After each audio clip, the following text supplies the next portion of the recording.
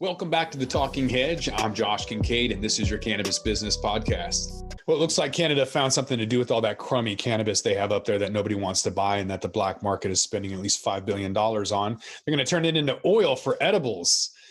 The article should have gone on to say that after 6 months of having legal sales, that producers and processors up in Canada haven't quite figured out how to grow cannabis that people were willing to buy.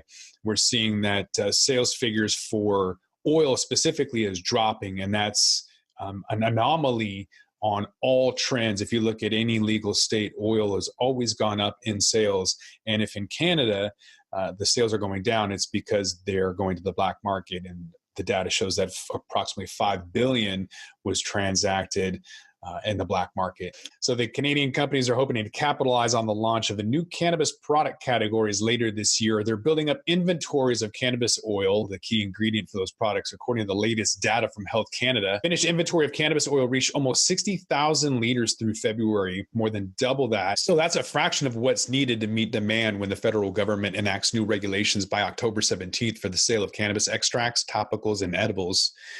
The market of extracts should eventually account for over half of all cannabis sales, with vape pens leading the way at 20% of the market, followed by edibles and beverages. Meanwhile, about 5 million Canadian dollars of adult use cannabis was sold in February, according to the data. Sales of adult use cannabis have been flat since the Canadians ended their federal prohibition last October, mostly because of the supply chain issues and a slow rollout of physical storefronts and garbage product that nobody wants to buy, but nobody wants to talk about it. But there's garbage product and nobody's buying it. Other highlights include sales of dried cannabis in February fell 8.8% on the month. Cannabis oil sales decreased 8.5% in the same period, which is an absolute anomaly. Like on a graph, you have trends and it should just go. That's way out here. That's an anomaly. That never, ever happens unless you have crummy, shitty product that nobody wants to buy. That's it. There's no other reason that people are going back to the black market. It could be because of price, but convenience we've seen at every state will dominate. People will continue to go to stores and buy convenience as long as they know that there's a trusted product. But if you're selling garbage at an expensive rate, they're not buying it. That's what we're seeing in Canada is garbage product at a high rate. Legal cannabis sales in Canada continue to struggle and compete with the black market. 6 months after Canada became the first country in the developed world to legalize marijuana, legal sales of dried cannabis flower went up in smoke as consumers shifted to illicit markets. A marijuana shortage left the industry in shock earlier this year and caused concerns that Canadian cannabis producers were not properly structured to handle the massive demand from the Canadian marketplace.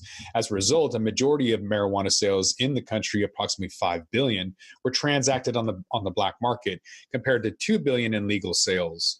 Pot-smoking Canadians purchased 6,600 kilograms of legal cannabis in February, down 9% from January, and the lowest amount since October. While the legal cannabis market has been hit with supply chain bottlenecks and overpricing, the black market continues to flourish. Canadians paid 57% on average more for legal cannabis than they did from their drug dealer, according to recent data.